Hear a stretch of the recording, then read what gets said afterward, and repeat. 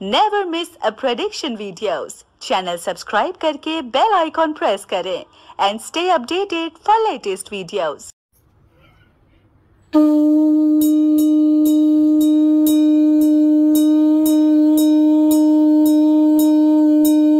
सर्वमंगल मंगल्ये शिवे सर्वार्थ साधिके शरणे त्र्यंबके गौरी नारायणे नमोस्तुते। महालक्ष्मी च विद्महे विष्णुः पत्नी च धीमहि तन्नो लक्ष्मी प्रचोदयात्। आज हम इस पवित्र पर्व के 8वें नवरात्रि में प्रवेश कर चुके हैं। माता जी को यानी नव दुर्गा को ये समर्पित शारदीय नवरात्रों में हमने कल तक 7 माताओं के बारे में आप वर्णन किया। उनकी उपासना करने से किस चीज की प्राप्ति होती है, भोलेनाथ की किस पत्नी का नाम क्या है और किस तरह ये नवरात्रे जो है आरंभ हुए। हमारे भारत वर्ष में भी 9 पीठ हैं, जिसमें दतिया बगलामुखी और कामाख्या देवी, विंध्यावासिनी, वैष्णो देवी, ज्वाला जी, मनसा देवी, ऐसे माता जी के अलग अलग मंदिरों में अलग अलग उनका स्वरूप जो है वो विद्यमान है, विराजमान है। और हमें आशीर्वाद के रूप में हम जब भी वहां जाते हैं तो आशीर्वाद लेते हैं। आज हम 8वें नवरात्रि में प्रवेश कर चुके हैं। इस पवित्र त्योहार को स्त्री को समर्पित ये त्योहार माना गया है, वसुंधरा को समर्पित ये त्योहार माना गया है। इसीलिए हम खेतरी लगाते हैं, इसीलिए हम इस धरती की पूजा करते हैं जो हमको अन्न, जल और हमारे शरीर का पोषण करती है। किसी भी मुल्क में चले जाइए, किसी भी जगह पे चले जाइए, इस पृथ्वी पर अगर जल है तो पृथ्वी है, पृथ्वी है तो प्रकृति है।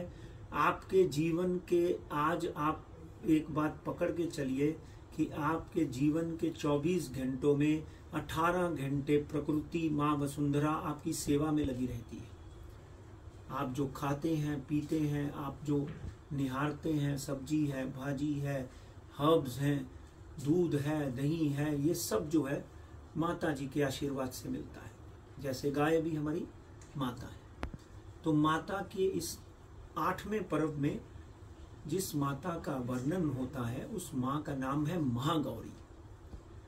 आपको जानकर बहुत ही प्रसन्नता होगी कि महागौरी का मतलब क्या है। इसके अन्य अन्य बहुत बड़े अन्य मंत्र हैं। एक सबसे बड़ा मतलब है महागौरी, यानी एक महान देवी, गौरवर्ण। और दूसरा अर्थ सबसे बड़ा है, गौ का मतलब होता है नॉलेज, ज्ञान, सिद्धि, प्राप्ति, मुक्ति का प्रतीक। तो महागौरी के इस रूप को जब हम निहारते हैं, वो बहुत ही सुंदर, पवित्र, आशीर्वाद, वर यानी वरद मुद्रा और अभय मुद्रा का आशीर्वाद 4 हाथों में, 4 हाथ हैं, चतुर्भुजी बोलते हैं इनको, उनका आशीर्वाद वो देती है। और इनके वस्त्रों की खूबसूरती क्या है कि ये सफेद वस्त्र पहनती है। और वृषवाहन, हम बोलते हैं ना भोलेनाथ वृषवाहन, तो भोलेनाथ भी वृषभ के ऊपर यानी बैल के ऊपर उनकी सवारी है। और ये माता की भी सवारी जो है वो बैल के ऊपर है। तो आपको जानकर प्रसन्नता होगी कि माँ का ये रूप जो है महागौरी के रूप में माना गया है। भोलेनाथ की हजारों साल तपस्या करने के बाद जब भोलेनाथ ने दूध से और गंगा जल से, पवित्र गंगा जल से इनको नहलाया तो सब मैल निकली, तो अंदर से महागौरी का जन्म हुआ। महागौरी के शरीर को जब सब देवी देवताओं ने निहारा तो सबने बोला कि ये तो महागौरी है। नारद के बोलने से उन्होंने ये प्रक्रिया तपस्या चालू की थी, जिसके कारण ये दयालु और परोपकारी नव दुर्गा का 8वां रूप महागौरी, जिसको हम प्रणाम करते हैं, और हर मनोकामना की पूर्ति के लिए, आप देखिए, हर मनोकामना की पूर्ति के लिए महागौरी की पूजा की जाती है। शंख से भी इनकी तुलना की गई है। शंख जो होता है सफेद होता है, और महालक्ष्मी कहाँ रहती है पंडित जी? समुद्र में। तो शंख से भी इनकी तुलना की गई है। आप वो श्लोक बोलते हैं ना, समुद्र तन्या लक्ष्मी, समुद्र वसने देवी पर्वतस्तन मंडले विष्णु पत्नी नमस्तुभ्यम सुरेश्वरी। शंख से इनकी महिमा होती है। चंद्रमा से इनकी महिमा होती है कि ध्वल सफेद, और जास्मीन फूल जो है वो भी इनका ही प्रतीक है। तो सब तरीके से आप देखेंगे तो सफेद बैल के ऊपर बैठी हुई ये चतुर्भुजी माँ जो है, जिसके एक हाथ में त्रिशूल है, एक हाथ में डमरू है, एक हाथ वर मुद्रा के साथ में, और एक हाथ जो है अभय मुद्रा के साथ में आपको आशीर्वाद दे रहा है, ताकि आपके जीवन में किसी तरह का भय डर आज तक कोई भी आए ना।